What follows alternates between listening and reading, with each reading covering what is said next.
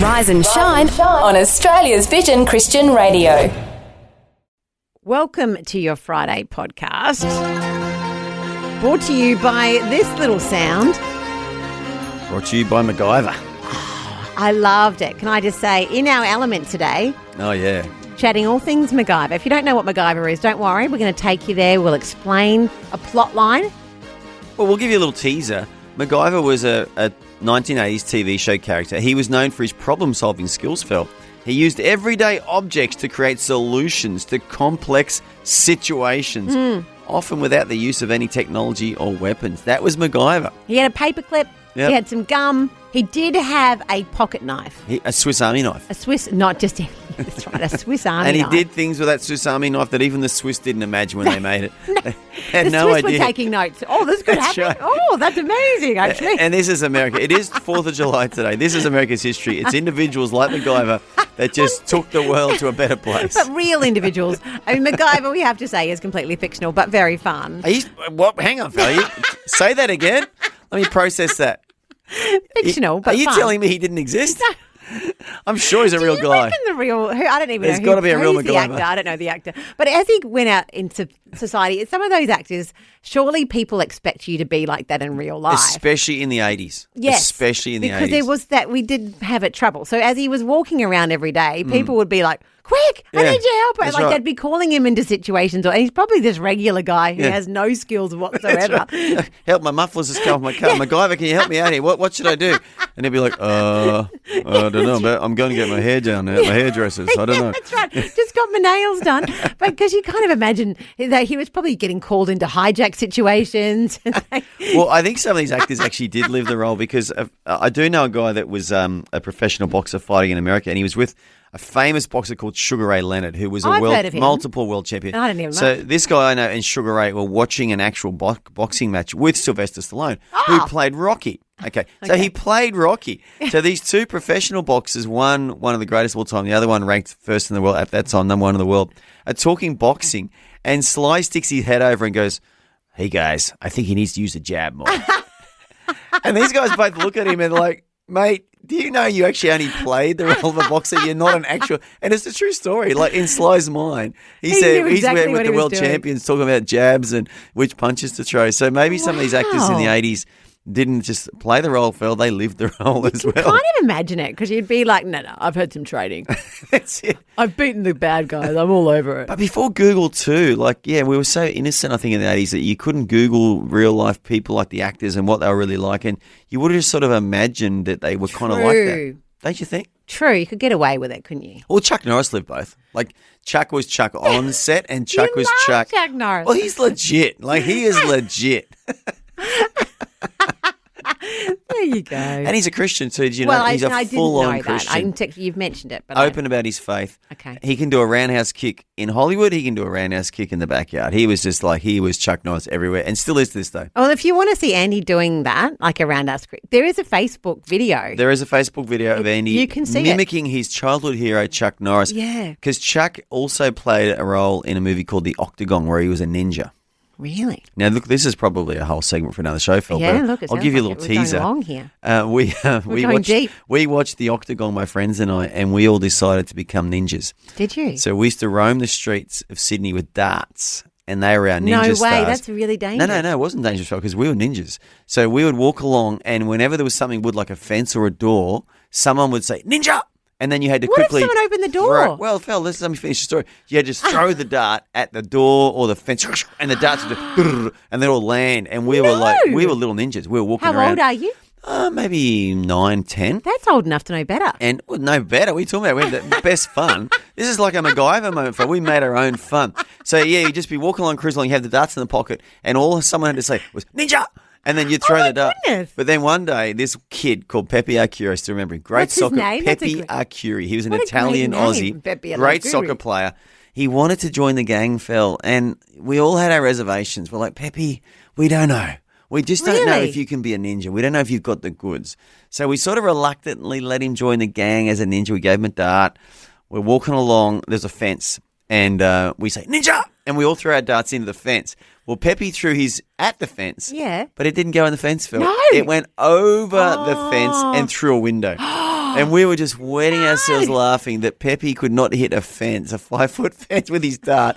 It's gone through the window. That's we terrible. are wetting ourselves laughing. And then the story gets better because this guy comes out with a hole in his chest and the dart. And he's like, who threw the dart?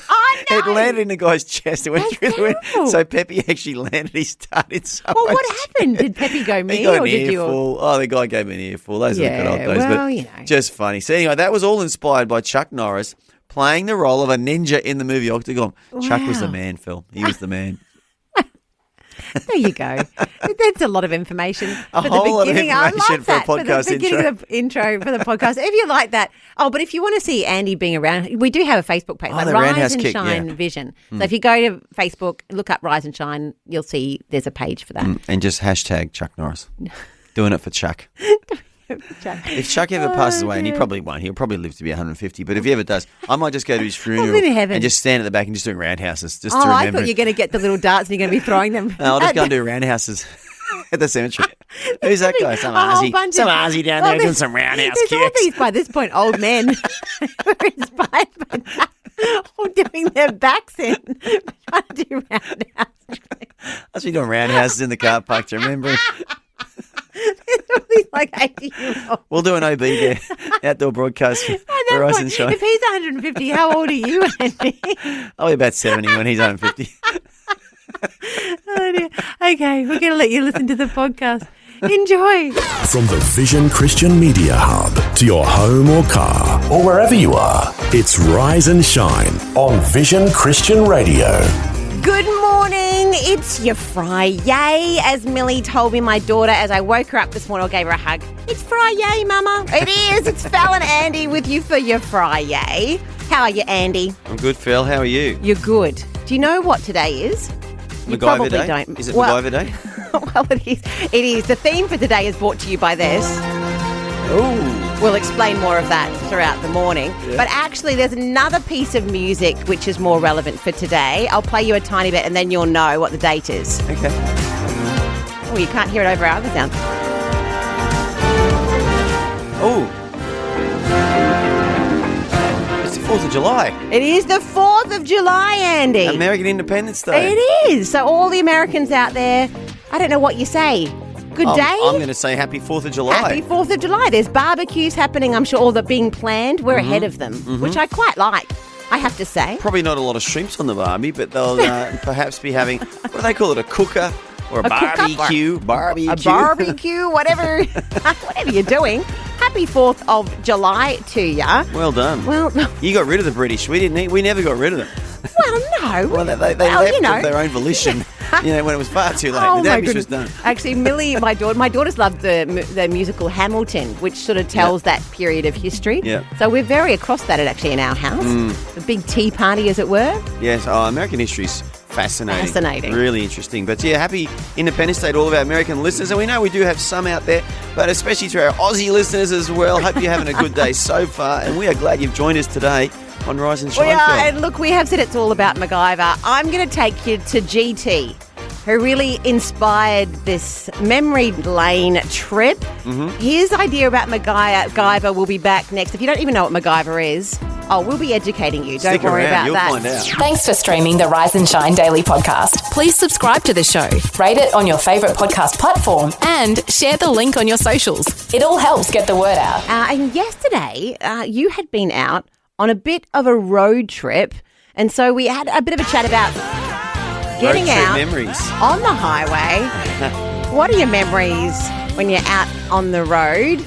I mean, you had some great ones, Annie. You were talking about meeting crocs That's right. in An northern American kid that Queensland. never had a wash for 10 days, never changed his clothes. We enjoyed it so much, all of the different calls. We were particularly inspired down a different pathway with this chat with GT. GT, tell us your best memory of road tripping. One of the best things about a road trip is when you have a McGyver experience and can pull it off. Yes. Now, I would want to see that. I was on a motorbike. My mates pulled out on a trip to Tassie. Basically went and caught up with a few mates. I went to Port Lincoln, then I went right up to Newcastle, then down to Wangaratta, and then back home to King Lake at that stage. And one of the best things that happened was, well, not best, but I broke the clutch on the motorbike and had no clutch. And I'm thinking, man, all this traffic, I'm definitely going to need gears. What am I going to do? And I managed to go up and see a farmer. He wasn't there, but I pinched a piece of wire off the top of his fence and managed to thread it back through the plastic cable and connect it as a clutch. And so I reckon, it's great to have a road trip, but when you can sort of pull off that McGyver, that lightning bolt of wisdom from God and fix whatever vehicle you're in and get the boys home, that's the best. Oh. I agree. That is a great McGyver story. A bit of wire off the fence, man. Hey, you made a clutch out of it. Brilliant. So wire, duct tape, cable ties, and that's it. And that is exactly what McGyver had. Yes. If you don't know about McGyver, maybe actually coming up next, we will take you through a classic McGyver episode. McGyver 101, we'll call it. Well, should we do that? A bit of education. The beginner's guide to McGyver. And if you already know McGyver, you'll just relive the memories with us and enjoy every moment. He's such a classic. There you go. But this music, that is the theme song to McGyver, which is what our theme song for today is going to be, I think. I love it. It was so exciting. I loved McGyver growing up. And look, let's just put it out there. 80s TV shows, there were some crackers. They were so cheesy, so corny, and we just ate it up. We couldn't get enough of it. I still can't. I still make my kids watch it. I'm one of those parents who are like, oh, quick, have you seen this? No, right. We're all sitting down. We're all watching a McGyver episode. Look, I'm sure the producers behind the scenes felt were actually thinking this is making society better. This is encouraging people to improvise, to adapt, to overcome, to get the job done. And you don't have the tools with you, but you somehow make it work. You make it work with bits and pieces that you have at you. So that's the question this morning. 1800 316 316. You can jump onto Facebook. There's a post there. Yeah, leave us a Facebook message or send us a text message on 0447 488 316. We want to hear about your greatest McGyver moments. It may be on the road, it may be off the road, it could be anywhere, anytime when you needed a bit of a McGyver hack to get you through a situation. Maybe that gaffer tape and that rubber band, they saved the day. Safety pin. What was the other thing that he liked? The paperclip. He always had a paperclip. In fact, I've got a bit of a paperclip memory. When McGyver saved the entire world with a paperclip, you want to coming up next. Brought to you by the generosity of Vision family members across Australia and around the world.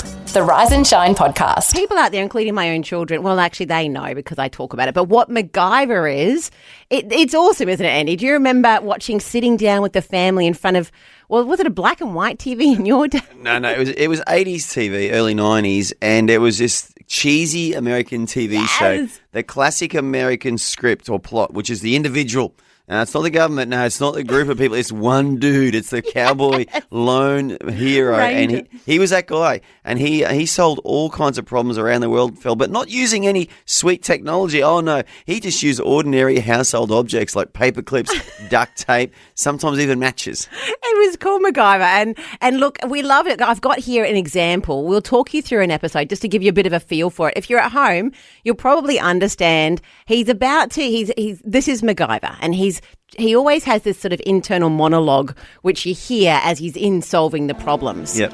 So here he is. He's in some sort of desert-like situation. There's a guy who's captured, and he's throwing him first off his trusty pocket knife so he can cut himself out. It was a Swiss Army knife. He always had a Swiss Army knife. So he's there. And now we can see some inept guards walking around a tent. Yep. We know something's in the tent. And this is McGyver's now. It was the horse that did the sweat.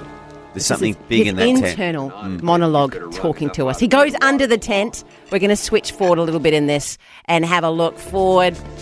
Here we are. We're going under the tent. We just come under the tent and we find a huge, for some reason, bomb inside a big this nuclear tent. bomb. It's a nuclear bomb.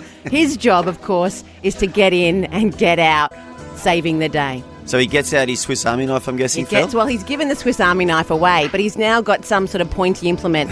And he takes off the front of the bomb, as you do. That's what you do. Inside, we can see a mechanism. He pulls out the mechanism, and as he does it, unfortunately, the timer goes off. He's triggered the counter. We've now got 30 seconds until the whole world is going to be over. What's he going to do? Well, he pulls out some pliers because you just cut the red wire. We all know that. Unfortunately, as he cuts the red wire, it speeds up. Oh, no. No, he's now got 10 seconds to do. What is he going to do, Andy? What is he going to do? Well, let's just pause it there, We Phil. can't Does he pause look it. concerned? He doesn't Does he look concerned. stressed? No, he looks not even a sweat. He's cool, he's calm, isn't he? With 3 seconds to go, he pulls out the paperclip. There you go, the paperclip. And he puts it in.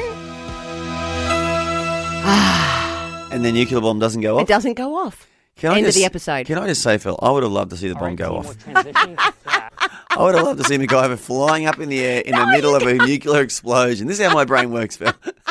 You were like, yes. So we knew that wasn't going to happen. The final episode, that's really how it should have finished. But that was McGyver, wasn't it? We'd always the trusty paperclip, sometimes some gun, and normally a bomb. And that was how the world was saved. They don't make it like that anymore. Well, let's read about McGyver. The show follows Angus McGyver, and he works as a troubleshooter for the fictional Phoenix Foundation in Los Angeles and as an agent for the fictional United States government agency, the Department of External Services. He was educated as a physicist, Phil, in physics at Western Tech. And McGyver also served in the U.S. Army Special Forces in the Vietnam War. He's resourceful. And possessing an encyclopedic knowledge of the physical sciences, he solves complex problems by making things out of ordinary household objects. There we go. Along with his ever-present Swiss Army knife, duct tape, and occasionally matches. He favours non-violent solutions and prefers not to handle firearms because when he was young, a friend of his accidentally shot himself on a hunting trip. So McGyver is just your ultimate hero, using his brain, using his initiative. He's ingenious and he improvises with stuff. And he's sort of he's a role model to kiddies, isn't he, Phil? Wait a minute. Are you telling me Vision's breakfast show is now available around the clock? And on demand, Incredible! the Rise and Shine podcast. Rise and Shine.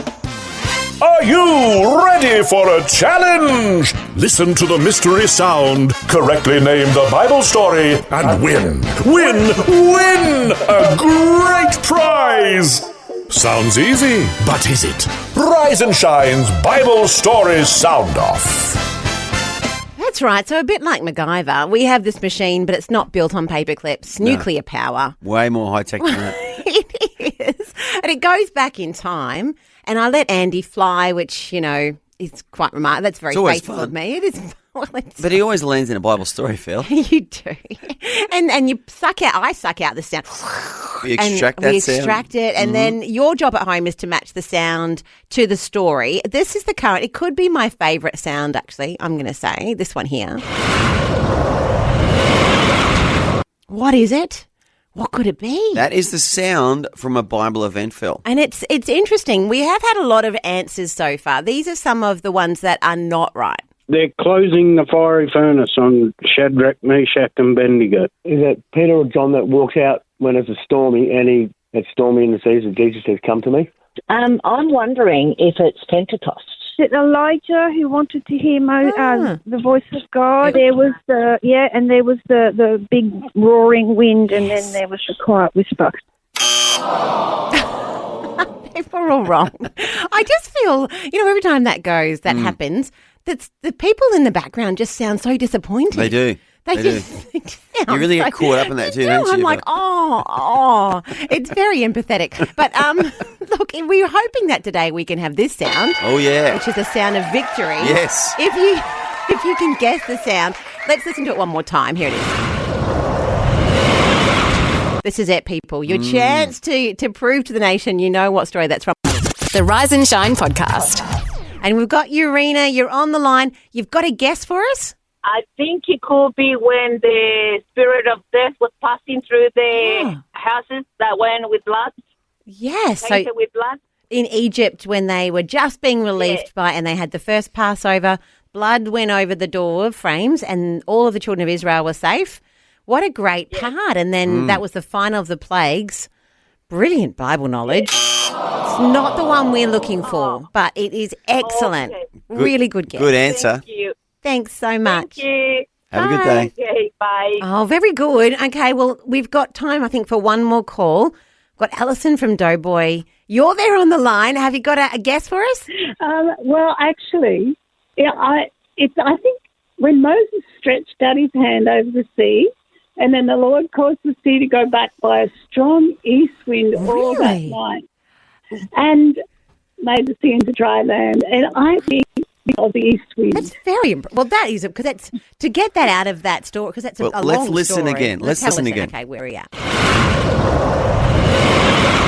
It does sound quite windy, actually. I have heard winds, and there's windy at Doughboy, so Alison knows at the moment what wind sounds like. But is it the right answer, though? Let's find out. Come on. Alison, you nailed it. Legend. How good. Woo! It is. It is. It is. That's it. You got it. It's the first time I've ever got it. Wow. You did amazing. So it's the sound of God opening the parting of the Red Sea. There was a huge wind, it drew back the waves. You got it. What a blessing. What a blessing. Well done, It is Alison. indeed. Well done. Woo! Oh, my goodness. Well, you could send my prize to someone else who needs it. Oh, no, we definitely want to send you a prize, Alison. Very well earned. We'll get one off in the mail to you, but congratulations. Oh, thank you. How exciting. Oh, it is exciting. Woohoo! Well, there you go. This sound, which I love, is gone. That's it. Yeah. Another sound bites the dust. Let's have that right answer, Dong, again. Oh, Phil. you I love want that? sound. Oh. And if you're listening at home and you were like, the other day when it went off, my husband, he heard the right and he was like, what was it? What was the right answer, Andy? For this one? Yeah. It was when Moses stretched out his staff and the winds came. The Bible says an east wind came and the Red Sea was parted. There you go. So that was a huge win. Just imagine actually what that would have been like in the Bible, because we don't often think of the sounds. That's why this game is so helpful. It's so good, isn't it? But there'll be a new sound on Monday. Very exciting. Back to the Red Sea, though, Phil. I always imagined in my mind it was like a big river, and a friend of mine went scuba diving in the Red Sea, and it's like an ocean. So this massive, journey isn't it? through the Red Sea, it wasn't like, a couple hundred meters. It went for miles. They walked for miles. Imagine that, looking to your left and to your right, and all you see is the water just standing in a heap. Like, talk about a miracle. Well, imagine if you ever been to the aquarium and you're looking at the glass and you can see the fish. All the fish. Do you reckon as they were walking down, they could see the fish coming? I don't know. Maybe like that, unless the fish got blown upstream. Who knows? But Maybe. that would be really cool. That would have been really interesting. And bigger, taller than you. Like, just imagine in the middle of the sea. It is a sea, right? Yep. How tall that would have been. Incredible. Okay, I love that. Yeah, it would have been amazing. Well, when we get to heaven and we get to replay some stories, let's replay that. And a walk of faith, to walk through there by faith, just believing that the waters are going to keep standing up for you as you get into it. And obviously, a God they'd really just been getting to know as well. Because we know that Moses was going back and re-explaining who this God is that they're coming to know as they go through to Mount Sinai into the desert. Yeah, you'd be praying the whole way, wouldn't you? Thank you, Lord. I'd totally Thank be you, Lord. praying. Thank you, Lord. And obviously Pharaoh went in there without praying, went in there arrogantly and with his very pride. No, it didn't come out. Didn't come out the other side. There you go. Well, that is, if you needed an inspiration, there you go. Awesome. Brought to you by that sound. We love it. We'll have more of that coming up next. We're caffeinated and ready to face the day. This is Rise and Shine on Vision. I love this theme song in the background. I'm pretty excited, aren't I, Andy? You like that, don't you, Phil? I have bring good back memories. good childhood memories, It isn't it? is. I do remember my whole family. You had one TV in those days. Yep. Wasn't massive, but Yep. the whole family crowding around. Yep. Watching McGyver save the world with a paperclip. Absolutely. We just saw not long ago, heard him de-arming a rocket. He disarmed a nuclear bomb, Phil, which happened to be in a tent in the middle of the desert. We don't know why it was there, but it was. And McGyver found it, luckily for the world, and he managed to disarm it within 60 seconds using household items. Very impressive. And look, the reason we're talking about McGyver this morning is all because of GT, who said this. One of the best things about a road trip is when you have a McGyver experience and can pull it off. And that's what we've put the call out for you. Have you actually pulled off this McGyver-like experience? Have you been able to use genuine household items, paper clips, gaffer tape, well, we call it, no, we do call it gaffer tape.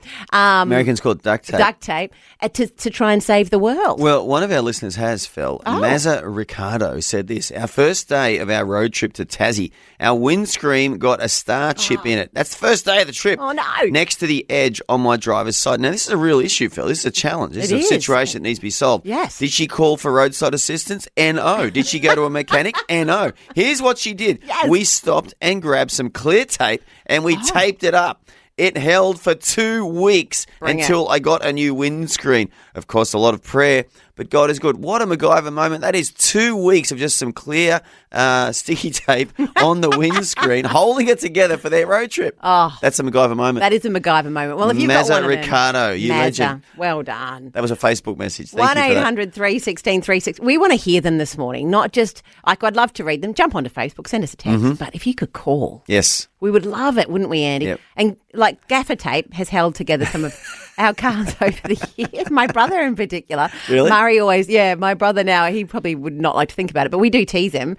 And now that he's a grown up, it's all good. But as you know, when he's in his 20s, we would always visit my brother and he would always have some part of his car with gaffer tape around it, like holding the car together. Brought to you by gaffer tape. Yep. But 1-800-316-316. Have you had a McGyver moment? Lorraine, you're on the line. What are you thinking? Yes. No, I've got two incidences, and they were both when I was a kid. We were driving along and the fan belt went on the car. Oh, no. So poor old Mum had to take her stockings off. Oh. And that was used as the fan belt to get to town. Oh, wow. How does that work? How do your stockings become the fan belt? Yeah, back in those days it worked. I can see that. Yeah, you just make your stockings nice and tense and tie a knot in it, and it would actually still be a fan and that belt. was the fan belt. Yeah, I can see that. There you go. I mean, you couldn't do it today. You can't even see the fan belts in a modern car. No one's wearing stockings. That's right. Well, I'm not. Poor old Dad was up to new nylons then. Well, they weren't cheap, were they, in the day? No, not the nylons. And the second one was my uncle. He ended up with a hole in the exhaust, and he found an old jam tin, and he cut it in half, tied it onto the hole where the thingy was, got wire and tied it all up, and away he went again. There you go. That is an awesome McGyver tale. I like that one. That's Aussie ingenuity at its best, isn't it? Exactly. That's what Australia was built on, hey? Just make things work. Get it done. Just old farmers. They used to call it bushcraft in the old days. Utilised everything and never threw anything away. Yep. Brilliant. Yeah, wow. the old bushcraft from McGyver should have been Aussie, I reckon. He would have done well in the outback, that's for sure. Yeah, I thought I had to share that. Thank because, you. It's going back so far. Yeah. And I don't think the cars have the same old fan belt these days. They don't. I wonder if you or if could they do, think you of- can't see them. No. They've made cars in such a way now that people like you and me can't fix them anymore. You go to a mechanic. True. It's all electronic now. And costs an arm and a leg. Oh, yeah, that is true. It would be hard to use pantyhose today, I think, to fix a car. I think it would, Phil. I think it would. Bring back those cars, I say. Oh, dear. But look, we are after your McGyver moment. I just have to play it because I love this theme song. It's taking me back somewhere. I'm not sure. To my lounge room growing up. Yep. New to Australia, but yet there was McGyver. Yep. In the lounge room. Fixing stuff. Fixing stuff. Making stuff work. And the world just seemed a better place, didn't it? It was a better place. People were more self-resilient, self-reliant. And it is 4th of July today. And as I said, this is the classic American hero, Phil. It's the individual that fixes the world's problems. That's American history and culture. It's always one person. Never a group of people. Oh, no. You don't need the government. You don't need 100 guys. You just need one man or one woman. And a paperclip. And they are going to solve all the world's problems. And that is American history. It really is. Oh, dear. It's the daily podcast of your favourite Aussie breakfast show, Rise and Shine. Rise and Shine. Changing the topic, Andy, you're off on a bit of an adventure early next week. I am. You're leaving on a jet plane. Yeah, it's over the weekend. not a road trip, but I'm going down to Canberra for the first hymn, which will be airing on Monday night down there as a premiere. And then I'll be shooting off, Phil, to Melbourne for the airing of the first hymn in Melbourne as well. Well, look, as you're packing your bags, I thought I'd do the weather for you in Canberra to give you a feel just for what you're in for. And I'm giggling on the inside, actually, as I look at you're this weather. smiling already. I am. So I'm going to tell you what it is and then what it feels like. Yes. Okay, so what it is right now. Right this second, minus 2.4 degrees. Minus 2.4. Yeah, and it's going to feel like minus 5.5 degrees. Where are they getting these decimals from, Phil? But it's cold. How can it feel like minus 5? Chilly. What it feels about, minus 4.8 right now. What about just a minus 5? There's a machine that does this. What I'm about sure. a minus 6? Can we just go back to normality, How please? are you, though, at minus degrees? Like, are you, because I would be like double puffer jacket. I'd be packing the thermals. Do you have some thermals? I've got thermals. You the coldest I've ever been, I was in the Ukraine once. I was preaching in the Ukraine. Well, that's very And it interesting. was minus 20. And What did you wear for that? I had the sweetest Dryzerbone with woolen lining long coat. Do you still own that? No, I left it in the UK, I think. Oh, I was living in the UK for 4 years. It was a blue one. Oh, nice. It was really nice. But yeah, in those, I don't know if you still can, but you used to be able to get the woolen lining for your Dryzerbone or just the Dryzerbone as it was. So I had the woolen lining. Great. I had nice boots, really thick Aussie woolen socks, jumpers, layers. I love the cold when you've got the right clothing. Oh, well, then for you'll it. be fine. Yeah, and I remember walking through the snow when it was minus 20. It was just so nice. But when we left, apparently, as soon as we left and flew back to the UK, it dropped to minus 40. Minus 40? So we dodged a bullet there. Minus 40? Apparently so. It just got so cold, ridiculously Really? cold, yeah. Wow. It was just middle of winter. You'd want to be preaching up a storm. You'd want to Wouldn't be. you? You'd want a lot of hot air in the house. You would be like, they'd be like, shout it at us, Brother Andy. You'd be getting up and doing laps, I reckon. Let's all just run around. Yeah. Oh, there were some goodness. beautiful Christians in the church there. When that was in the 90s, and it was only maybe 10 years since the Cold War had ended. Wow. So there was still that residue from communism there when I was there, Okay. and the people just being really kind of robotic and controlled and not very independently minded, just... What a great opportunity, though. Yeah, well, I mean, the church we're in had thousands in it. There's a lot of really good churches in the Ukraine, and obviously right now they're going through a really tough time. But I think the churches are still quite buoyant there, and God's still using the local churches throughout the Ukraine right now. Praise God. Well, let's pray for the Ukraine, for those churches. Yeah. That's an inspiration this morning. Andy, have you got a verse for us, maybe? I've always got a verse, Phil, and you know what? I'm going to do what you do. You just open the Bible up and you just say, I'm going to read 2 Corinthians chapter 3, verse 17. This is a good one. Now, the Lord is the Spirit, and where the Spirit of the Lord is, there is liberty. Praise God. That ties in beautifully, doesn't it? Where the Spirit of the Lord is, where God is, there is liberty. 2 Corinthians chapter 3, verse 17. I wonder. It's wonderful, isn't it? Because some people think that as you become a Christian, you're going to be tied down with all these rules and regulations. But actually, that's the exact opposite of that. That actually you have liberty. Freedom. Freedom because you have Christ.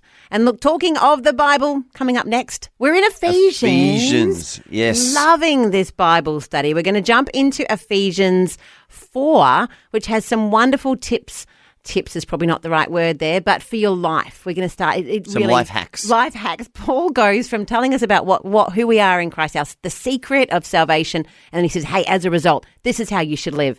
You found the podcast of Vision's breakfast show, Rise and Shine. Rise and shine. Jordan, Felice, Armour, it's Rise and Shine, Fel and Andy. And that word there, armour, actually comes from Ephesians. We talk about the armour of God. Oh, chapter 6, yeah. Yeah, which we are heading towards, but right now we're in chapter 4. So every morning during Rise and Shine, we have been doing a Bible study. So just grabbing a chapter of a Bible book and working our way through just to encourage you to actually read the Bible. It can feel a bit daunting, but we encourage you. It doesn't have to be. We're going to do it together to make it easy to go through. And we have so far gone through the book of Mark, which is the life of Jesus, Acts, which is all about the early church as the apostles went out and told the good news, and we see these early churches starting.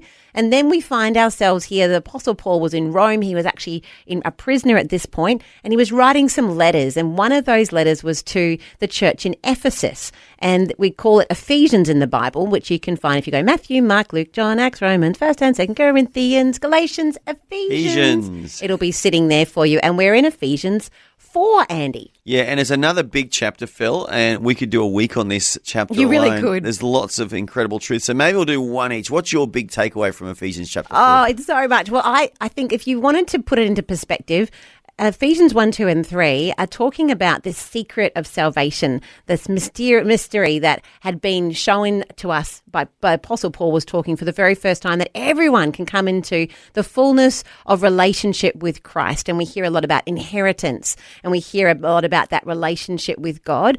And then in chapter 4 of Ephesians, we start to see how that plays out more practically in our lives. Yeah. And that's probably what I love, is that it's quite practical. He starts talking about the fact that that we need each other, that there's a body of Christ, and that everyone is different, but yet we all serve a purpose and we've all been given special gifts. Yeah. I think that's really precious to understand. Yeah, so for you, it's the transition from all the deep spiritual truth of the first 3 chapters to now Paul starts laying down truth bombs about how to live your life practically. And for me, even before that, there's some really good verses here about how the Bible says in verse 7 that, but to each of us grace was given, and that basically when Jesus rose from the dead, he ascended.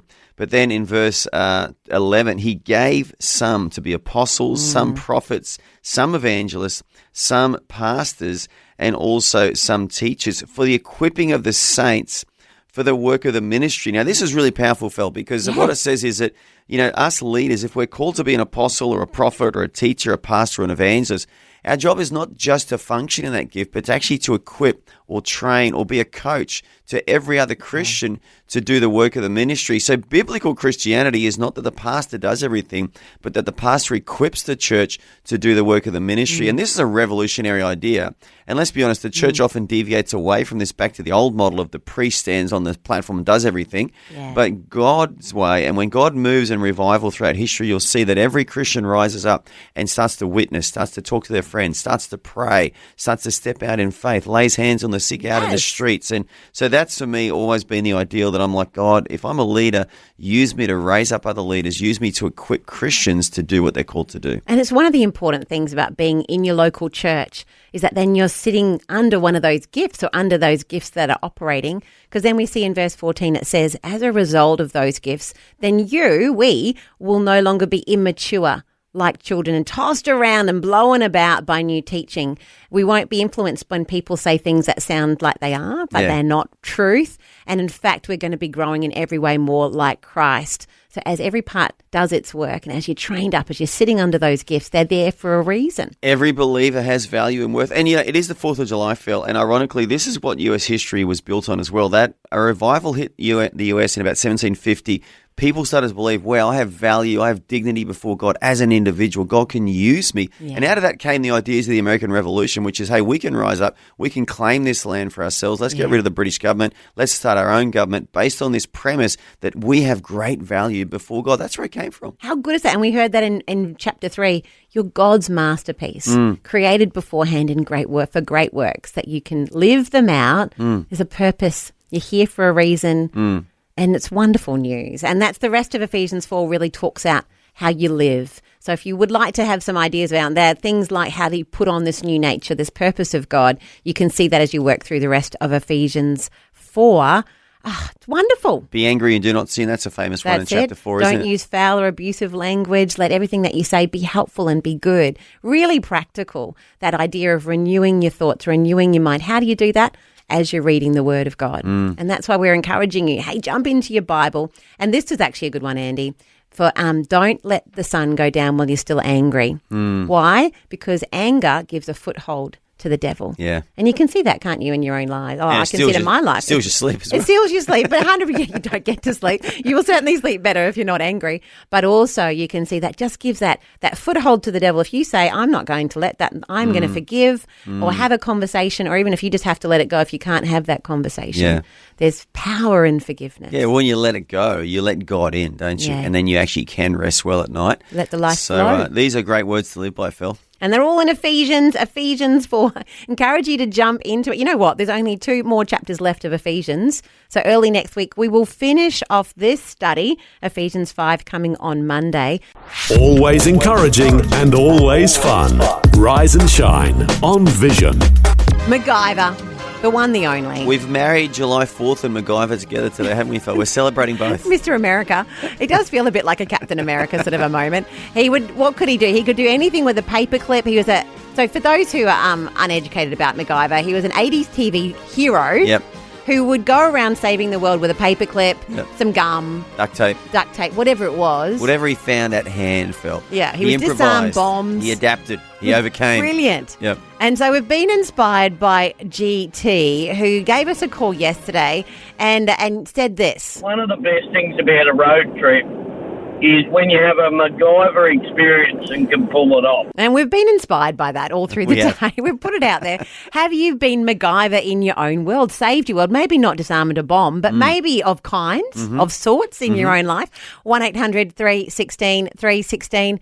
And the man himself, GT, you're here on the line. GT, what do you think? I'm honoured. I'm flattered. You're flattered, are you? We certainly love your idea of. Were you actually a McGyver fan growing up, GT? I wasn't so much a fan, but it just become a natural saying. A lot of my mates just ended up calling it a McGyver moment. Yeah, it did. And it was. I must admit, a bit of a. Hero's a pretty strong word, but he was a bloke that a lot of my mates were inspired because we were everyday blokes trying to do the best with life and didn't have a great deal of money. And to be able to pull something off with just duct tape, cable ties, and a paperclip. Well, let's call him a cultural icon. McGyver was a cultural icon. I even, was talking to a Korean girl once, 28. And she said her and her friends talk about MacGyver. Oh, right. Yeah, even that generation, in Korea of all places, they've watched MacGyver. Okay. And they say, you got to MacGyver it. You got to just fix it up somehow. So this guy's a worldwide cultural icon. What is it when your name becomes in the dictionary? Like you suddenly become... a MacGyver moment. Well, it makes you think, talking of names and in the dictionary, how great is it that our name is in the book of life? Yes. And, yes. Well done. And I just, yeah. But going back to the MacGyver, so my two would be definitely the one I told you the other day. On that big road trip, lost my clutch on the motorbike, being able to use the fence wire, feed it through the plastic tubing on the motorbike, pull out the old cable and just use the clutch handle lever as a tensioner. And got all the way from New South Wales back to Melbourne on a long weekend. It's impressive. But have you got another one as well? Yeah, I got a beauty. So I was doing a coach captain's course at Shepparton, won't say who with, and my coach who was taking us out on, there was 6 of us for this massive week learning to be a coach captain, driving big coaches. And you had to do the names, the nice to knows about a town and the needs to knows. And he's sort of bragging about how good a driver he is. And you can guess it. We're up at Shepparton at a training course. He's backed the coach out. This is how you do it. And he backed straight into the milk tanker behind. And so we've lost all the back part of the coach. So I grabbed the duct tape, the cable ties, and we duct taped the whole back of the coach and cable tied it just so we could get through the course and didn't have to cancel the course. Duct tape and cable ties. Australia's built on those, I think.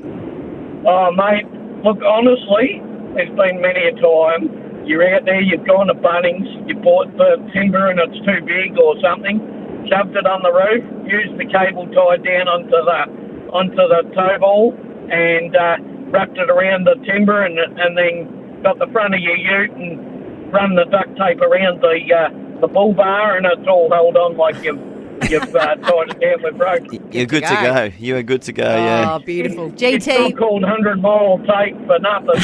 That's right. Thank you, GT. Oh, dear. Well, that is MacGyver. Have you had a MacGyver moment? Phil, I've just done some Googling. The MacGyver TV show, breaking news, the executive producer was Henry Winkler. Now, if you don't know who Henry Winkler was, he played the Fonz on that TV show, Happy Days, which also had a big role in my childhood development, Phil. Have we got the sound of the Fonz making his... Hey. So that's who you were inspired by? Well, before I was a Christian, yeah. Like when it came to interaction with girls, I used to, those little wristbands that say, what would Jesus do? Yes. In my mind, I'm like, what would the Fonz do? Because if you remember that TV show, The Fonz, whenever he turned up, these girls would just run at him and just grab him and stuff. And I remember once at a party, a girl sort of expressed some interest in me, Phil. So what did and you I do? said to myself, what would the Fonz do right now? What do you do? Well, the Fonz, I don't want to go there, Phil, but I adopted a Fonz-like posture in that situation. So did you go... Thumbs up. Basically, yes. White I did. T-shirt. I did. Gelled back hair. Hey, it's Andy. Wow. That's concerning on many levels. There you go. Some trivia for you. The Fonz, the real-life Fonz, Henry Winkler, was the executive producer of the McGyver TV show. Breaking news. Well, it sounds like 80s shows are the next thing we should be discussing here. I love 80s TV shows. Oh, it's very fun. Love the Rise and Shine podcast? Tell a friend today. Well, Andy, we're always excited to have Jason Perko Perkins from the Irresistible Church Movement joining us. And you're zooming in this morning. You've been travelling the world, but we find you today, I think, in Brisbane. How are you, Perko? I'm doing well, Phil. Andy, good to see you guys, at least on a screen anyway. It's great to be with you guys. Good to see and hear you as well, Perko. So what's churning in your spirit for us today? What have you got for us? You know, mate, as we travel around the world, one of the things I feel like God continues to invite me into is this idea of entering into other people's worlds. Because my wife and I travel quite a bit for our ministry with the Irresistible Church Network.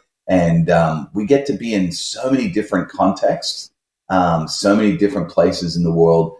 And I'm just keenly aware that when I am traveling, the best way for me to really engage with people is to enter into their world in their context, where they live and where they do work and life and so on. Yeah.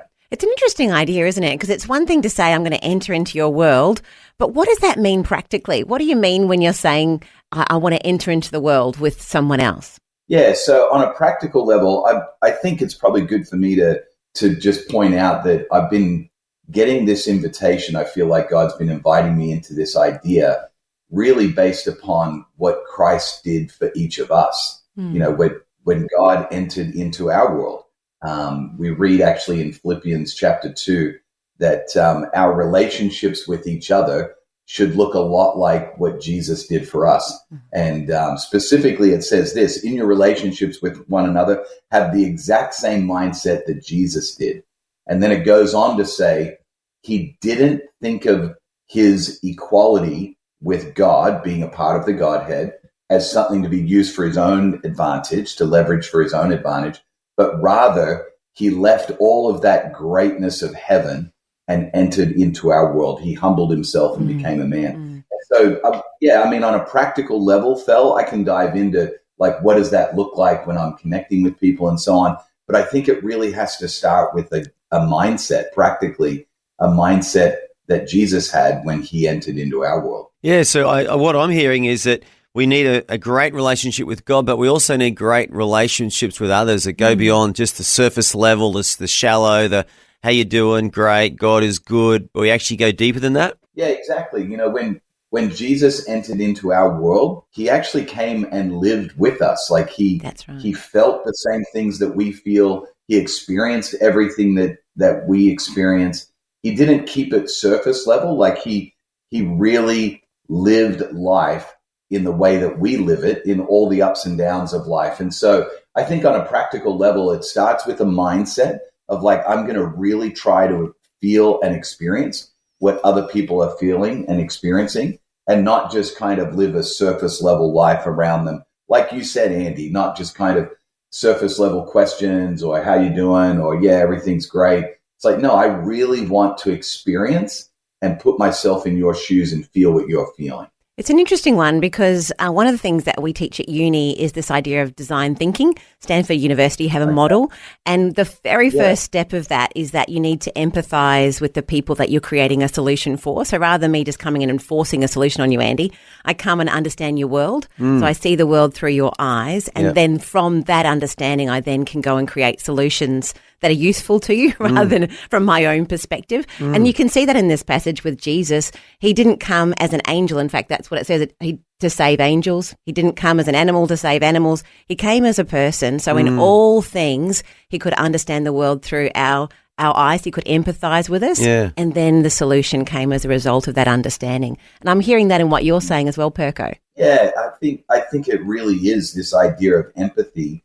And I know, at least for me, Fel and Andy, when I listen to people, my default, like kind of the modeling that I had from my upbringing, was to listen for information so that I could maybe formulate a response, instead of actually listening to people for like what they're experiencing, for what they're feeling, instead of that, just wanting to discover how I can respond to them. Yeah. So good. Well, I'm really enjoying this chat, Perko. We're going to take a short break and we need to come back and hear some more from you. You're dropping some gold nuggets on us today.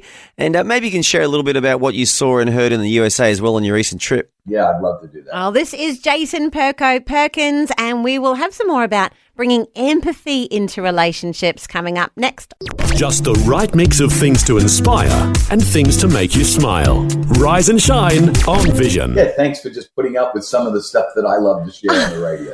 Well, I really enjoyed your earlier message about empathy and listening to others and entering into their world. You're recently in the States. Did you see an example of this, Perko, where maybe people could do better in their empathy and listening to others? Yeah, I want to be careful as an Aussie not to point the finger at other countries and maybe doing poorly. But at the same time, I think it's something we can learn from and maybe even put into practice here at home in Australia. But I do sense that there's a growing divide amongst people, Andy, and whether it's politically or whatever your worldview is.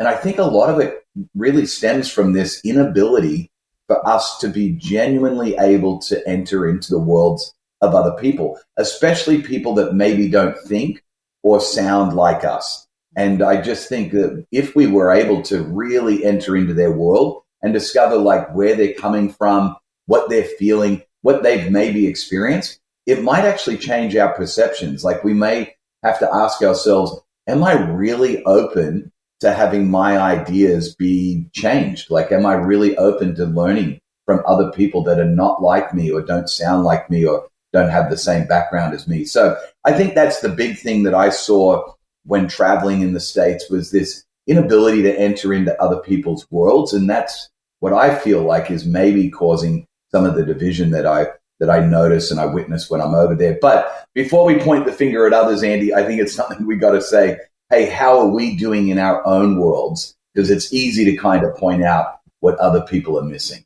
I think that's so helpful, Perko. I wonder, we're talking about empathy, putting ourselves in the eyes of someone else before making judgments, but also to help them. Have you got an example from your world of where you've done this or you haven't done this well?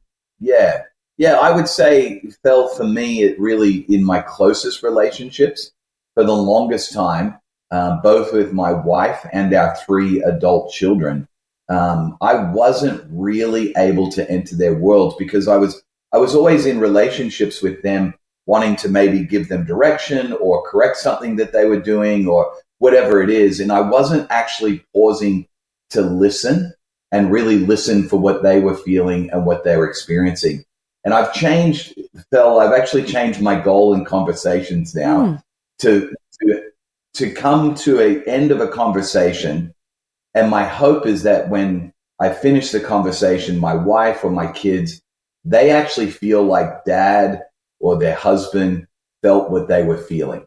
Not that I got all the information and gave a great response or gave them a solution to something, but my goal now, I've kind of moved the goalposts. My goal now is, do they feel like I feel what they're feeling? Full stop. And if they do, I feel like that's been a great conversation. If they don't, they just feel like, oh, dad was just listening to give a response, then I feel like I've missed it in that conversation. It's good, isn't it? Because I think that's often in relationships, you kind of listen to give a solution, like, I can fix that for you. Yes, I've got it. Just enough information. It's a completely different mindset, isn't it, when you go into a conversation? Well, this is what males do, Phil. We try and come up with practical solutions, don't we, Perko? And this is manhood 101. I think we've got to realise sometimes, the fairer sex women, they want to be heard. They want us to listen and understand as much as give them a solution or a practical answer. Am I right, Perko? Absolutely, mate. I just caught myself last night doing it. I was trying to give a solution to something with my wife. And she was like, no, I'm not really looking for your advice. She's good. If I want an answer, I'll go to Bunnings. Yeah, I'll go to Google. No. Want somebody to feels what I'm feeling. And I was like, yeah, absolutely. I need to pause. And so, but yeah, it's an ever-growing learning curve for sure, Andy. It's something, especially us blokes, I think we've probably got a little bit more to learn. Absolutely, mate. Well, there's an old saying, Perky, we've got 2 ears and 1 mouth. What was God trying to tell us? And I think as Christian leaders also, we should anyway have to learn to listen more than we speak. And I think God can use us more when we do. But Jason Perkins, so good to have you back. Wonderful. We've missed you. You feel like you've been away forever, but we're glad you were back in Australia and really enjoyed the chats today and really looking forward to the next one. Now, you've got an event coming up. Can you tell us about that? Yeah, we're actually going to be talking about this very thing and some practical skills, Andy, at an emotionally healthy marriage evening. We have our last one. We've been doing these all over the country. Our last one happening in Brisbane on the 29th of July, and it's happening at Church Unlimited on the north side of Brisbane on 29th of July at 7 p.m. Super excited for that. What's the best website for people to go if they want to grab some more information, Jason? Yeah, so our network of churches is hosting the event. So irresistible.network is the best place to go, and just click on the events button. It'll take you to all the information. So irresistible.network. It's a hard one to spell, actually. Sounds good, Perko. Well, Jason Perkins from the Irresistible Church Network, we want to thank you so much for joining us again today on Rise and Shine. My pleasure. Have a great day, everyone. Oh, thank you so much, Perko. I've heard of all-day breakfast on the menu. But here's a brekkie show available 24/7. Thanks for streaming the Rise and Shine Daily Podcast. And this morning is brought to you by this thought from GT. Yesterday we were talking road trips because you've been on one, Andy. Correct. And you're about to go on another one. And this GT. One of the best things about a road trip is when you have a McGyver experience and can pull it off. And so it got us thinking about this character from an 80s TV show, McGyver. Yep. What a legend. Yep. We both remember. I mean, I think lots of people seem to remember him. He inspired millions around the world. He Val. did. And millions. It was because of what he could do. He'd been faced with his nuclear warhead, say, in a tent. Mm-hmm. And all of a sudden, all he'd have was a paperclip. Yep. And he'd be able to disarm the In 60 warhead. seconds.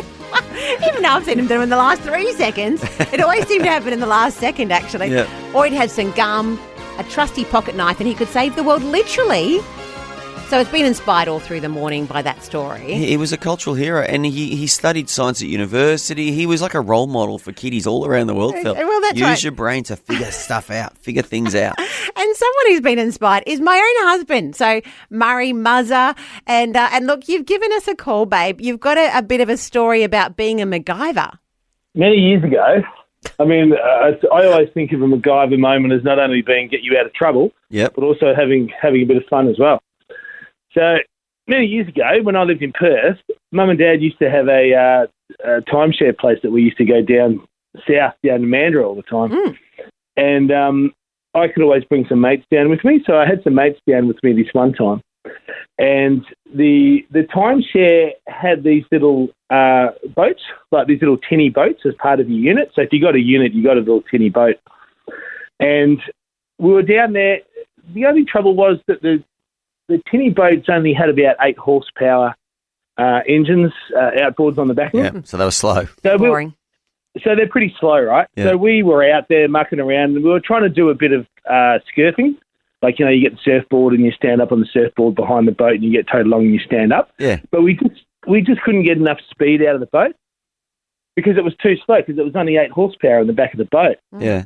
So, we're fiddling around out there in the middle of the river, and we're trying to get it to work, and we couldn't get it to work. And all of a sudden, one of my mates said, "Oh, just pull up on the shore over there." So we pulled up on the shore, and then all of a sudden, he just sort of disappeared into the bush there for a second, and then he came back with a tree branch, and off that tree branch, he just broke off a tiny little twig, which was about an inch long. That's all he said that he needed. So he had this inch-long little bit of wood. And the next minute, he's pulling off the cover of the boat engine, and he's fiddling around in there, and he's jammed this little stick inside the outboard motor. And me and my other mate said, "What are you actually doing?" He said, "Oh, I'm just ungoverning the engine." Yeah. And we said, "What do you mean?" He said, "Well, with boat outboard motors, even though it might say 8 horsepower, when you hit the full throttle, you're probably only squeezing about 5 or 6 horsepower out of it. Okay. I'm just going to ungovern it so we can get the maximum out of it. So he jammed his stick in the outboard motor, put the cover back on, and lo and behold, when we went back out in the river again, what was supposed to be about 8 horsepower felt like it was about double, because all of a sudden, it was like the engine was turbo boosted all of a sudden. We were flying, and we could stand up scurfing, and we were flying around the river, so much so that the water police came over to us. Oh. They spotted us, and they pulled us over, and they said, they actually asked us, they said, what size engine do you have on the back of your boat? And we said, it's only 8 horsepower, and you could see the number 8 on the cover. Yeah. And I remember one of the water police saying, that seems to be going a lot quicker than 8 horsepower. And we just played dumb and said, well, no, it says 8 horsepower on the cover. That's all we're doing. But anyway, they let us go, and then we left. I thought you were going to say they were going to say, can I have a go? This looks amazing. Like, I've never seen an 8 horsepower engine do this before. Well, we actually ended up dragging the water police up the river, and we actually beat them with a little 8 horse. No, I'm just kidding. that little stick sat in that outboard motor for a week. Wow! And we had it sitting in there, and we had a ball of a time. Well, I should be concerned because we have a boat now. What are you doing with our engine, babe, when I go out with the kids? Well, it's funny you should say that, because as I'm talking to you now, I'm just over the back fence in the bush looking for a stick. Or a paperclip. Just use a paperclip. Do the same thing. If the kids in Murray aren't home, I'll be like, I know where they are. But that is a great McGyver moment. Like, that's amazing, that guy even to know that. Like, what a great guy to take camping with you and stuff. You want. Those are the guys you want on a trip. Or you don't want with your husband, actually. Exactly. I mean, that's a life hack that I've actually carried with me to this day. Here I am talking to you about it. So, yeah. There you go. Well, babe, we just stay out of the boat, and we'll be home later to check on everything. All right, we're just down the boat ramp now, so I'll see you later when you get home, babe. Thanks, babe. Hang on, I've just got the water police coming up to me asking a question. What's that, mate? It's all right, it's 135 horsepower in the boat. Yeah. All good. Yeah, it just goes like a 230. Oh, dear. That's right. Thanks, babe. Love you. Love you. Bye. So there you go, Andy. Bit of a concern at my place. That was a great McGyver moment, though. Was it? A little stick in an outboard engine. I mean, that's amazing. I reckon you would have been on that boat. I would have been loving it. You would have been loving it. And if you've got a story for us, give us a call. A McGyver moment, 1800 316 316 is the number to get in touch. Coming up next, though, we do have Sky News. Evelyn from Sky News, who'll be joining us. Evelyn Ray, our Sky News contributor. She's going to give us a week's wrap on the news. There's so much news going on in the world right now. We thought, who better to ask than Evelyn, who works on Sky News, also a very committed Christian, for her perspective on the last week's news in Australia and around the world. Subscribe and listen to the Rise and Shine podcast in the free Vision app. It's easy and available everywhere. Well, we are joined now by Evelyn Ray. She's a former police detective for more than a decade, also hosts the Cauldron Pool Show, and is a contributor on Sky News Australia. And we thought, Evelyn, it would be great to ask you for a wrap-up of the last week's news and current affairs. Welcome to Rise and Shine. Thank you so much for having me. It's so exciting to have your thoughts on what's happening in the world at the moment. If you're going to describe what you think would be the biggest news event for the week, what would it be? Well, I guess if you're looking at the world news and the Australian news, there could be two potentially different things. The biggest story coming out from the world perspective is probably the fact that Trump has managed to negotiate with Israel at the moment for a 60-day ceasefire in Gaza. And this is coming off the back of Trump also negotiating a ceasefire with Israel and Iran. But then you've got lots of other little stories coming out, like Cricket Australia have released their timetable. And for those cricket lovers, I'm sorry to say, they have not scheduled any matches on the 26th of January, being Australia Day. Oh. And they haven't kind of made it vocal as to the reasons, but the year before, this is only the second time in 30-something years that they've done this, and the previous time they've said that, it's due to the issues around that particular day and the sort of politics around the Indigenous Australians, etc. And so this year they haven't actually said that, but a lot of people are assuming that that's why. That's kind of the stories, I would say the last week that are worth keeping an eye on and thinking about. So much going on there. It's that cricket thing. It's like, it's just a coincidence. Oh, yeah, we just happen to have no match scheduled for that. It's sad, isn't it? And this is a worldwide phenomenon, isn't it, Evelyn, that sport and politics have been merged together. Especially in America, you see a lot of political statements by athletes and sporting bodies, and the same in Australia here. It's pretty sad for the sport itself, though, don't you think, when politics gets involved? It certainly is. I think sport used to be one of the things that would bring people together. It was like we can differ on who we're voting for. We can differ on, what food we like to eat. We can differ on how we like to educate our children. But one thing we can all come together on is a love for this particular sport. And it was the thing that would bring everyone of every colour, of every race, of every gender together to enjoy something. And now it's been infiltrated by the very divisive politics that so many people used to go to sport to escape from. And so I think it's really sad. I mean, look at the Olympics last year when the opening ceremony was full of all of those really awful sort of things that you wouldn't want your children to watch. And I remember growing up watching the Olympics with my mum and my dad and my brothers was something that was such a joy, and we couldn't even do that with our own children because of what it's become. And it's just really sad when something so historically brought people together is now actually bringing people apart. Yeah. Now, Evelyn, you just mentioned that you're a Christian parent, and you're so aware of what's going on in the world through news and current affairs. How do you navigate through that with your kids? How do you tell your kids what's going on in the world with a Christian perspective? I think it's one of those things. There's not a handbook really that tells you specifically for this event what do you do, but I think it's just important for all parents and even all people when speaking to children, like just never lying to them, never not being a source of truth for them, but also I guess how do you then do it in an age appropriate way? So I think that's the trick, and I think that's where discernment and wisdom comes in. And so I think if you have a lot of trust and you're sowing into your children's lives and you're taking the time to build that relationship with them, I think that gives a lot of opportunity to be truthful and to also know them well enough to know what to say and what not to say. And so, I think that's I'm not perfect at this, I can tell you that. It's a learning journey for me every day, but that's something that, I've always wanted to do, is be a source of truth when the whole world is full of lies. So good. Evelyn, thank you. That's actually really good advice. And to be led by the Holy Spirit in those conversations and ask for wisdom. I love it that James says you can ask for wisdom.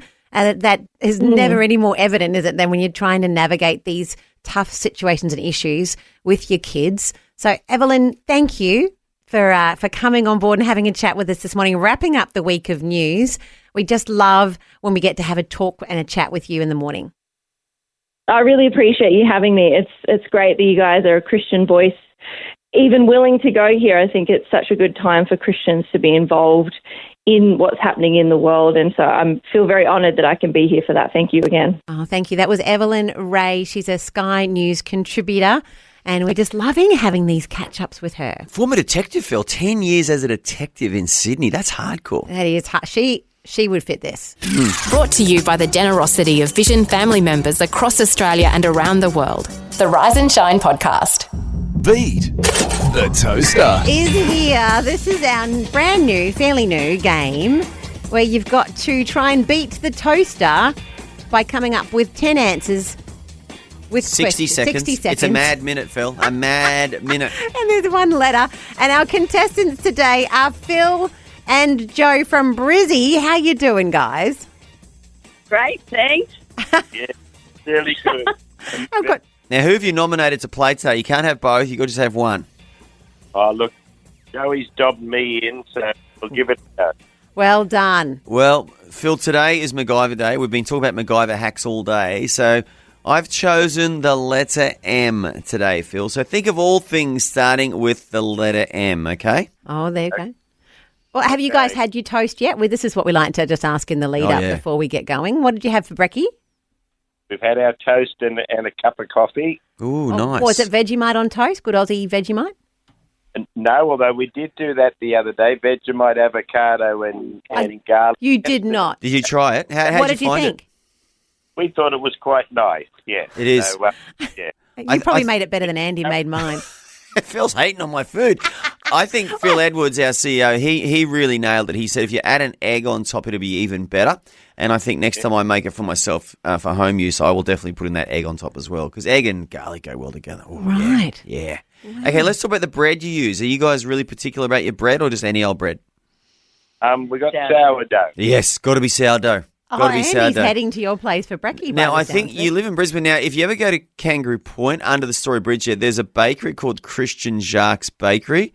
They do the best sourdough. It's owned by a French couple. They do amazing Nutella croissants as well. Well, Well worth a little trip one Saturday morning there.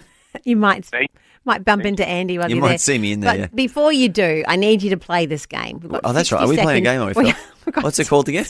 We're going to have 60 seconds. We digress. Once I put this timer on, you got 60 seconds. Andy's going to quick fire you 10 questions. You've got to answer them with the letter M. Answer them correctly and you win a prize. Are you ready? Yep. Let's Okay. go. Here you go. Question 1. A cooking utensil. A masher. A game. Sorry. A game. Mahjong. A term of measurement. A meter. A type of plant. Magnolia. A historical figure. Mussolini, unfortunately. An ice cream flavour. Mango. Something with a tail. Mouse. Things you keep in the fridge. Milk. A 4-letter word. No swearing, please, Phil. Much. And number 10, something people are afraid of.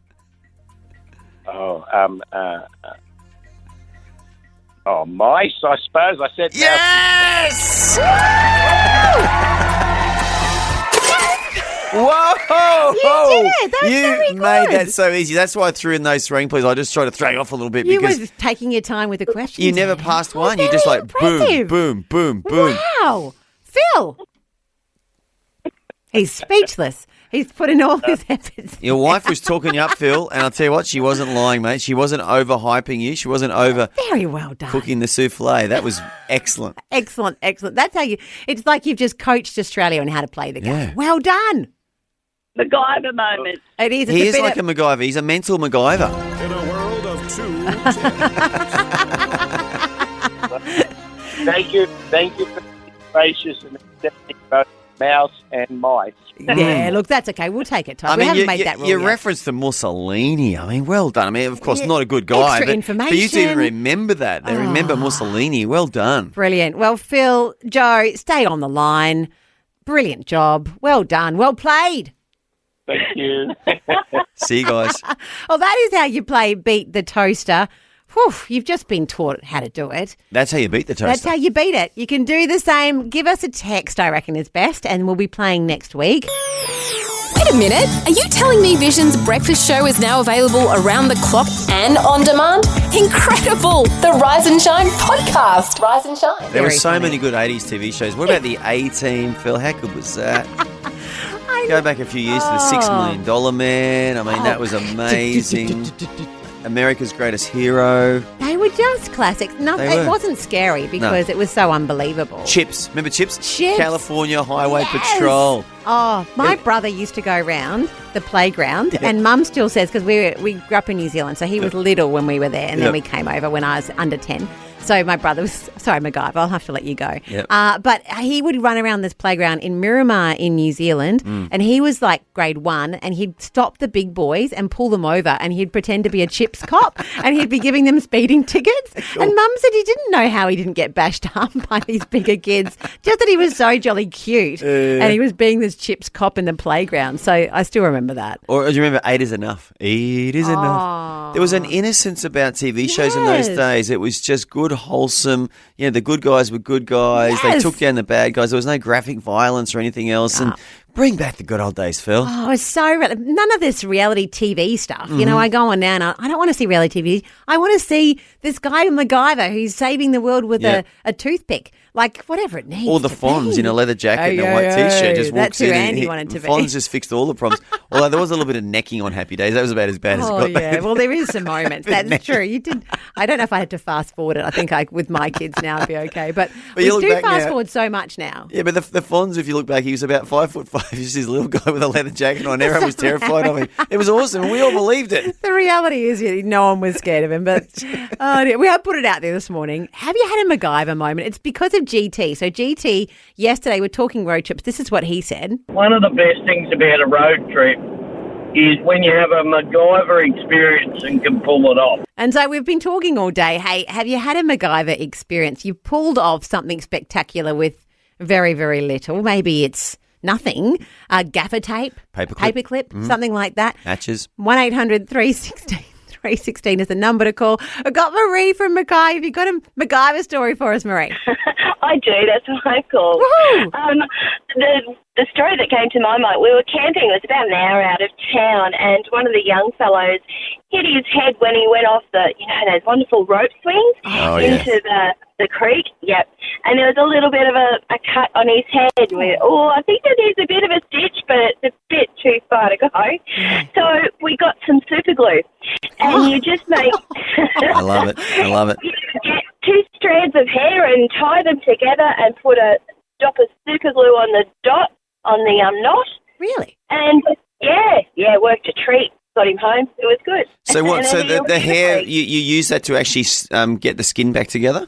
Yeah. So tie them from opposite ends of the little cut and make a knot so it's tight, and then put a dot of super glue on it. I love it. And it'll just naturally unravel. Yeah.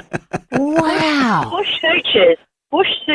Oh, that is the best McGyver medical treatment I've heard today. Very impressive.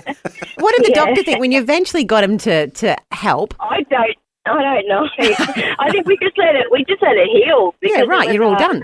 A nephew of somebody. Yeah, they didn't need anything. Yeah, impressive. What part of his head was it? Where was the cut? Oh, just on the scalp, just on the top. Oh, yeah. Because you know what? Yeah. Boys love scars. I mean, the scar's well, nothing there's not to going to be be a scar embarrassed from about. that. That's very good medical treatment. That's no scar required. Very impressive.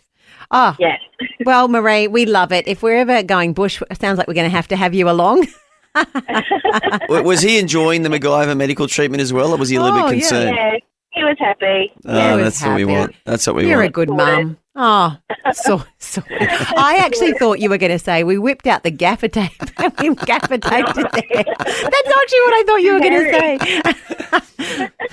Well, it's not ideal for medical applications, just the old duct tape, because it doesn't breathe. There's no holes in it for the air to get in. Lucky so it I can wasn't cause there. infection. Yeah. I would have been like, well, gaffer tape then. Yeah. No, okay. Well, Marie, we need you. Brilliant. Thank you so much. Okay, bless you. Bless you. Bye-bye. See ya. Oh, there you go. Very fun. I just love this. How good has that been? Yep. All through the morning. Yep. McGyver stories. But look, if you're listening along and you're like, I don't know what you're talking about. What is this McGyver? Tell you what, we'll take you through a McGyver episode. We've got to go to the news now. Yep. But then on the other side, what do you reckon, Andy? Yes, we need to relive one of McGyver's best moments ever. Or when he one of his saved- greatest moments. How did McGyver save the entire world with just a paperclip? Yep. Well, you'll see.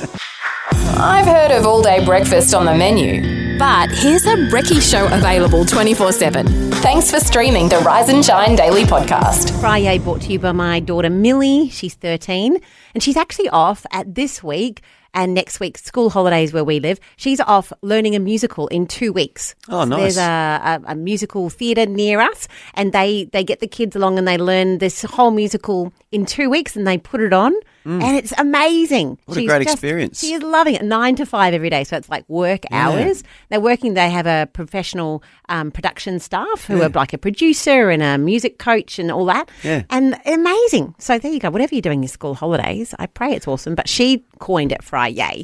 But I've found a suburb for you, Andy. Okay. WA has some suburbs which I've always thought are funny. Like they have renamed it, but there used to be a suburb when I first went to Perth called Dog Swamp.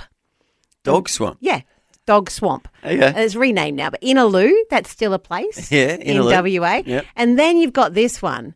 Some smarter person came up with the suburb, because this is good for property values if the suburb name is good. Yeah. Success. Now, there you go. There you go. Where is WA, that? that's the way to do it. Whereabouts in WA is it, It's though? in Perth. Oh, it's so in Perth, it's okay. yeah, it's one of those. So all of those suburbs are in Perth. But there you go. If you're in Success, well done to you. That's a better place. And we might need to go and rename some suburbs, I think. But 7 degrees if you're in Success this morning. You're waking up. 19, though, during the day. It'll feel like a successful. That's good weather. That's right nice. there. So a big hello from everyone in Perth. But particularly if you're in Success, well done to you. Yeah, well, all success to you today. More success. Yeah. What do you think, Phil? I think so. Well, Phil, we read out earlier today, didn't we, Ephesians chapter 4. We did our Bible study on Ephesians chapter 4. Now, Yes. one of the verses we didn't get a chance to talk about, I'm going to read out right now. Good. It's Ephesians chapter 4, verse 4. There is one body, one spirit, just as you were called in one hope of your calling, one Lord, one faith, one baptism, one God and Father of all, who is above all and through all and in you all. How good is that? How good is that? Yeah. It is good because other religions of the world, there's multiple entities, aren't there? Like I think Greek mythology, there was multiple gods. They would fight and they would get into all sorts of, whatever. But here we have one God. And one faith, Phil, like there's different types or streams of Christianity, different types or streams of churches, flavours. but we've got to remember there's only one faith. Yes. And we've got to be really careful. I think we've got to work at unity where we just embrace and love and accept all other Christians, even if they maybe worship in a way we don't, or they go down a way that, we're not into so much. We've got to remember there's only one God, there's one faith, there's one Lord. And I think God's really into unity, and he does command a blessing, doesn't he, when there's unity? That's the promise from the Bible. Oh, wonderful, Andy. I love that we get to dig into the Bible every hour, all through the show, but particularly these top of the hour scriptures. That was a great one. But coming up next, for those who maybe don't know McGyver, we're going to take a bit of a trip down memory lane. We are. We've been talking about this theme song. If you didn't know before today that Phil loves the music from the TV show McGyver, you know now. You do. You'll be thoroughly sick of it. But She's played it more than Hillsong today. it is true. Sometimes we talk about how cool it would be if we could have these buttons just go around life with us. And this is one that I would just have following me all through the day. Yeah. That plus this one. Oh, yeah. The winning button. The winning button, if we had both of those. So if you don't know, McGyver can save the world with just a one thing. Duct tape. Paperclip. Paperclip. A paperclip. Well, we're going to take you to an episode where he has just a paperclip and a nuclear warhead. What's he going to do? Well, we'll find out. We're caffeinated and ready to face the day. This is Rise and Shine on Vision. And he's now taking over the singing component. Like, you want to be in charge of both the speaking and the singing. Harmonising, Phil, we'll call it. I wouldn't say singing, Just harmonising. every now and again, you could find Andy in a song. Maybe that could be a new game. If you hear Andy in a song, we give you a prize. Maybe. Oh, look, no idea is a bad idea. A little incentive, a little Pavlov's dog incentive. What did Pavlov give those dogs? I can't remember. Belle, it was their food. So it was what actually sort of an food was accident. it, though? It was an accident because it was actually not. It just happened to be it was their feeding time normally. But what sort of food, Phil? Did we ever drill down and find out what sort of food, or was this food Well, it in was general? in a lab, so That wasn't any interesting. I don't think that he just discovered that when they rang the bell, the dogs would salivate, whether or not the food was there or not, and that was how That was the experiment. Yeah. conditioning came. I think for me, dark chocolate, homemade treats with dark chocolate. That would be the thing. That would be my Pavlov's dog moment. so That if we would get started- me energised. Let's say that. Look, okay, this is good because I teach at uni and we have to teach this as part of the marketing curriculum. There's when you're looking at consumer behaviour. But there is some videos that I play the students and it shows people conditioning their roommates. Sometimes it's negative. Yeah. Like they're like every time they ring a bell and they'll like shoot them with a water gun or something and you can over time they just ring the bell and they start flinching. Well, I'm glad it's only a water gun. But you're expecting I was getting concerned then when you said shoot them. I thought, what's Phil? Where's Phil going here? Water gun. Or it's a pop gun or something. Not bad. They're not hurting them. But it doesn't, okay. But I could do that with you. You want me to condition you with... Well, there is a cafe nearby where we're working right now, and they do these dark chocolate slices, and they're so good, Phil, they're almost too good. Are they? Well, there you go. The other thing that's so good, is a bit of this. Oh, yes. Which is what we've been talking about all through the day. All day, Phil. And it's been brought to you because of this. One of the best things about a road trip is when you have a McGyver experience and can pull it off. And that's got us talking. You know, there are people out there, including my own children. Well, actually, they know because I talk about it. But what McGyver is, it's awesome, isn't it, Andy? Do you remember sitting down with the family in front of, well, was it a black and white TV in your day? No, it was 80s TV, early 90s, and it was this cheesy American TV show. The classic American script or plot, which is the individual.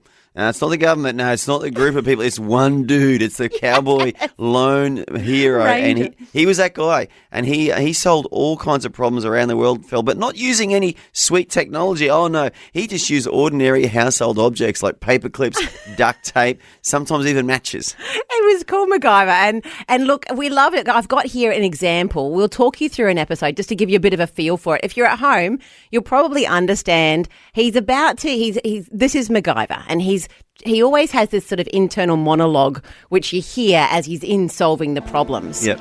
So here he is. He's in some sort of desert-like situation. There's a guy who's captured, and he's throwing him, first off, his trusty pocket knife so he can cut himself out. It was a Swiss Army knife. He always had a Swiss Army knife. So he's there. And now we can see some inept guards walking around a tent. Yep. We know something's in the tent. Mm-hmm. And this is McGyver's now. It was the horse that did the sweat.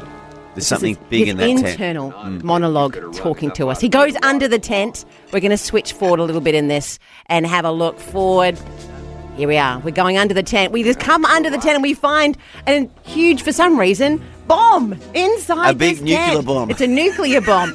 His job, of course, is to get in and get out, saving the day. So he gets out his Swiss Army knife, I'm guessing, Phil? He's given the Swiss Army knife away, but he's now got some sort of pointy implement. And he takes off the front of the bomb, as you do. That's what you do. Inside, we can see a mechanism. He pulls out the mechanism, and as he does it, unfortunately, the timer goes off. He's triggered the counter. We've now got 30 seconds until the whole world is going to be over. What's he going to do? Well, he pulls out some pliers because you just cut the red wire. We all know that. Yep. Unfortunately, as he cuts the red wire, it speeds up. Oh, no. No, he's now got 10 seconds to do. What is he going to do, Andy? What is he going to do? Well, let's just pause it there, Phil. Does he look concerned? He doesn't Does he look concerned. stressed? No, he looks not even a sweat. He's cool, he's calm, isn't he? We're 3 seconds to go. He pulls out the paperclip. There you go, the paperclip. And he puts it in. And the nuclear bomb doesn't go off? It doesn't go off. End of the episode. Can I just say, Phil, I would have loved to see the bomb go off. I would have loved to see McGyver flying up in the air in the middle of a nuclear explosion. This is how my brain works, Phil. You were like, yes. So we knew that wasn't going to happen. The final episode, that's really how it should have finished. But that was McGyver, wasn't it? We'd always the trusty paperclip, sometimes some gun, and normally a bomb. And that was how the world was saved. They don't make it like that anymore. Well, let's read about McGyver. The show follows Angus McGyver, and he works as a troubleshooter for the fictional Phoenix Foundation in Los Angeles and as an agent for the fictional United States government agency, the Department of External Services. He was educated as a physicist, Phil, in physics at Western Tech. And McGyver also served in the U.S. Army Special Forces in the Vietnam War. He's resourceful. And possessing an encyclopedic knowledge of the physical sciences, he solves complex problems by making things out of ordinary household objects. There we go. Along with his ever-present Swiss Army knife, duct tape, and occasionally matches. He favours non-violent solutions and prefers not to handle firearms because when he was young, a friend of his accidentally shot himself on a hunting trip. So McGyver is just your ultimate hero, using his brain, using his initiative. He's ingenious and he improvises with stuff. And he's sort of he's a role model to kiddies, isn't he, Phil? He is, and that's why we have been loving hearing about all the McGyver stories throughout the day. Thank you for everyone who's got in touch by phone or by text or on Facebook. It's been a fun morning. It has. And look, we've got time for a curtain call. If you've got a song that we need to hear to take us into the day, now is the time to send us a text, I reckon, 0447 488 316. And while we're talking curtain calls, Elijah, if you are listening, you turned 7 today. We haven't forgotten you. He was our curtain call yesterday, remember, Phil? Happy birthday. And he says, my birthday tomorrow. That's today. So Elijah, if you're listening, hope you're having an awesome birthday. And don't be afraid to ask for an awesome gift today because I reckon your dad's going to get it for you. Happy birthday, Elijah. What a great show, Phil. What a great... Let's do it one more time. What a great show. Phil, I think you need to put this on your playlists on Spotify. Just play it all day, every day. I would have a good day, I reckon, if you just played movie theme songs, TV theme songs. Yep. You probably would have a better day. I reckon. There you go. There's something for that. But this is going to be a big weekend for Andy because he is jumping on a jet plane. Oh, that's right, yeah. Hopefully we know when you're going to be back again. But I don't with my even know. co-host, it doesn't always seem to be work that way. I think there's an email somewhere saying when I'm coming back. I haven't checked that yet. Oh, dear. Well, hopefully you'll be joining us from Canberra on Monday morning. Looking forward to that. But first off, tomorrow we do have the Best Bits show. So you'll have to stick around, do the Best Bits. Yep. And then Sunday you can fly It's a out. Sunday afternoon flight, Phil, and when I land in Canberra, who knows? It might feel like minus 2.3. Yes. Who knows? Well, but I'm we're just checking going in. to say it feels like minus 3. I reckon. Keep it simple. It might feel like it's minus a million. Look, I'm a simple man, Phil, so I'm not going there in decimals. I'm going to say it feels like minus 3. Well, we'll be checking in with Andy from Canberra on Monday, and best of bits, of course, from Rise and Shine tomorrow morning on Vision. But whatever you're doing today, we pray it's awesome, that God is with you. He is for you, not against you. The favour of God surrounds you as a shield. And we'll be with you tomorrow morning. Thanks for taking time to listen to this audio on demand from Vision Christian Media. To find out more about us, go to vision.org.au.